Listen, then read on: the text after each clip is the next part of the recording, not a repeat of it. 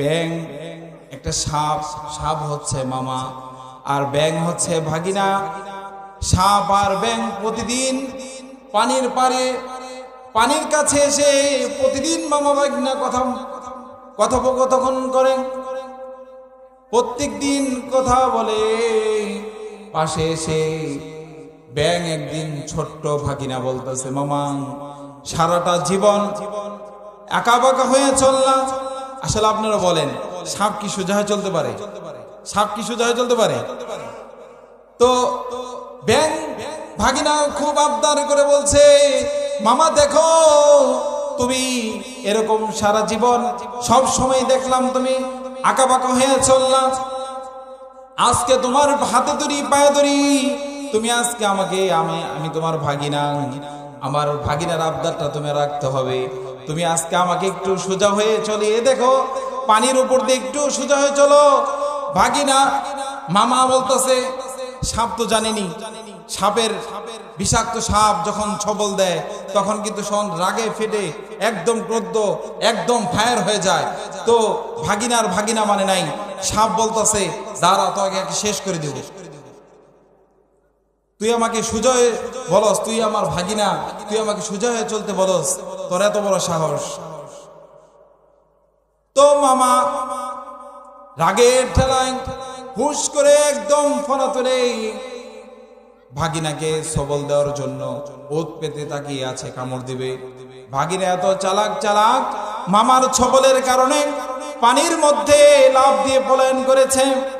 প্রতিমধ্যে এক রাখাল হাঁটি হাঁটি পা পা করে আসে।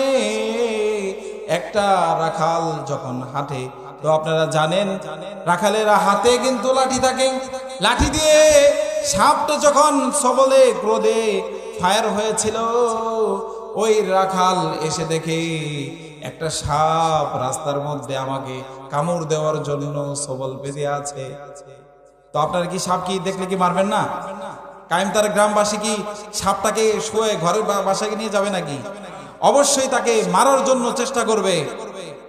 তো ওই মামা যখন নাকি আপনার রাখাল হাঁটি হাঁটি পা করে সামনের দিকে আসতেছিলেন, তো সাপটাকে দেখার পর ওই রাখালে মেরে রাস্তার মধ্যে সুন্দর করে সোজা করে বসে রাখছে।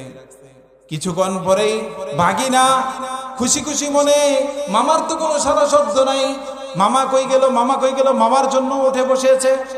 মামা যখন উঠছে, তো ভাগিনা সুন্দর করে পানি থেকে উঠে উপরে বসে আছে। বসেই কি করলো, দেখলো যে আমার মামা তো নেই, আমার মামা তো একদম শটান হয়ে শুয়ে আছে। পরে কাছে গিয়ে দেখে, গ্রাম নিয়ে দেখে, কাছে গিয়ে দেখে রক্তে লালান্বিত হয়ে আছে। তো বলতেছে, হাই রে মামা, মামা, এরে মামা, তুমি সোজা হইলা তো হইলা, একদম মরার পরে সোজা হইলা।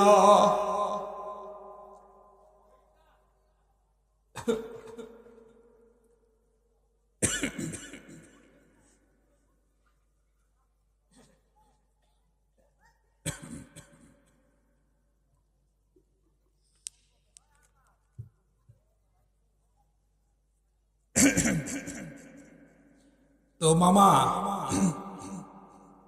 সোজা হইছে কখন? মৃত্যুর পরে সোজা হয়েছে। এই সোজা হলে কি কাজ হবে? দম পড়েলে কাজ হবে?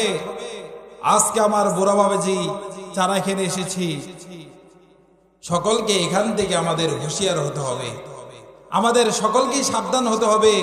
মরণ থেকে যতই পালাও, মরণ তোমায় নেবে ঘিরি, যদিও পালাও সুদূর আসমানে, সেথায় লাগিয়ে সিঁড়ি লাগায় যদি আপনি পলায়ন করেন আসমানে গিয়েও, তাও আপনার রেহাই হবে না।